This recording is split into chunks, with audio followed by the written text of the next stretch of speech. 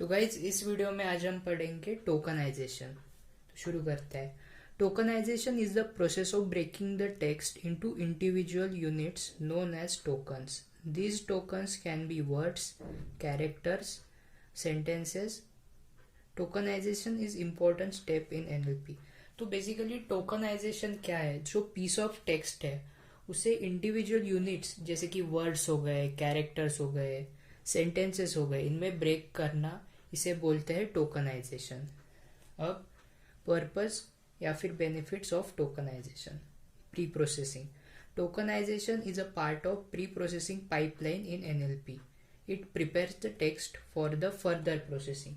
तो जैसा कि हमने पहले भी पढ़ा है कि जो टेक्स्ट होता है वो मशीन को अंडरस्टैंड करने के लिए उस पर वेरियस ऑपरेशंस परफॉर्म होते हैं।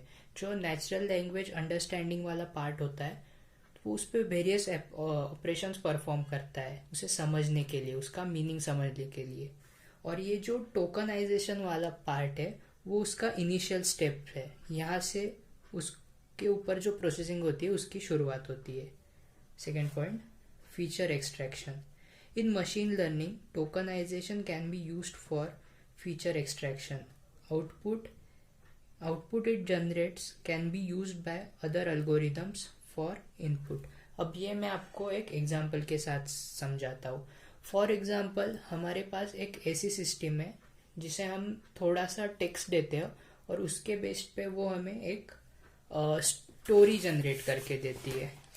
तो टोकनाइजेशन यहाँ किस इस तरीके से यूज कर सकते हैं कि फॉर एग्जांपल हमारे पास एक छोटा सा टेक्स्ट है।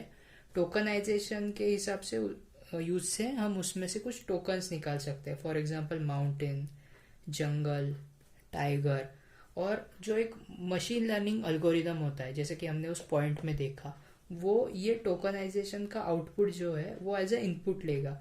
और ये एल्गोरिदम क्या करता है, एक वर्ड को उसकी समय उससे मतलब बड़ा करता है जाकि ताकि स्टोरी तैयार हो पाए।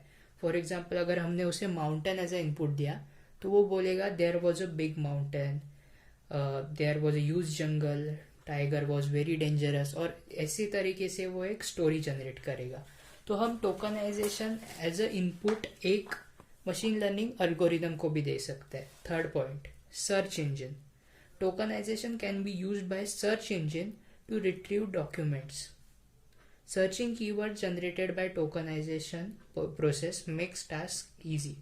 तो जो एक सिंगल कीवर्ड होता है जो कि टोकनाइजेशन के हेल्प से हम जनरेट करते हैं, उसकी हेल्प से हम डॉक्यूमेंट सर्च करने के लिए या और कुछ चीज़ें सर्च करने के लिए, टेक्सचुअल डेटा, हम उसका यूज कर सकते हैं। Language modelling.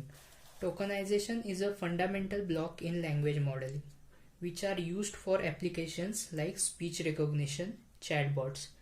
तो जो चैटबॉट्स या फिर स्पीच रिकॉग्निशन ऐसे एप्लीकेशंस होते हैं उसके लिए उसकी पहली प्रोसेसिंग के लिए हमें टोकनाइजेशन का यूज करना पड़ता है।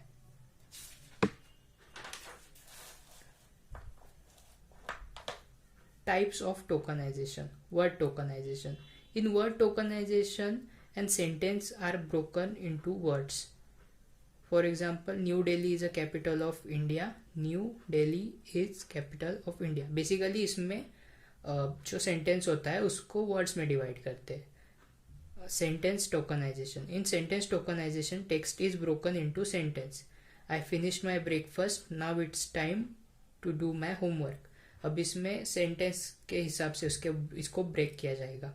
आई finished my breakfast, now it's my time to do my homework. ऐसे दो टोकन्स तैयार हो गए। Character tokenisation. In character tokenisation word is divide into characters. तो यहाँ पे जो सिंगल कैरेक्टर्स होते हैं ABCD, उनमें टेक्स्ट को डिवाइड किया जाता है। N gram tokenisation. In this text is broken into continuous sequence of n items. तो अगर n की वैल्यू 2 है तो टाइगर, अगर फॉर एग्जांपल हमारे पास ये सेंटेंस है टाइगर लिव्स इन ए जंगल, तो n अगर 2 है तो दो के सेट में वर्ड्स को डिवाइड किया जाएगा। जैसे कि tiger lives in a jungle. Next point,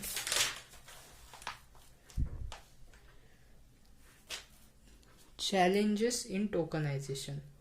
Breaking text into words can be easy task for humans, but it's a difficult job for machines.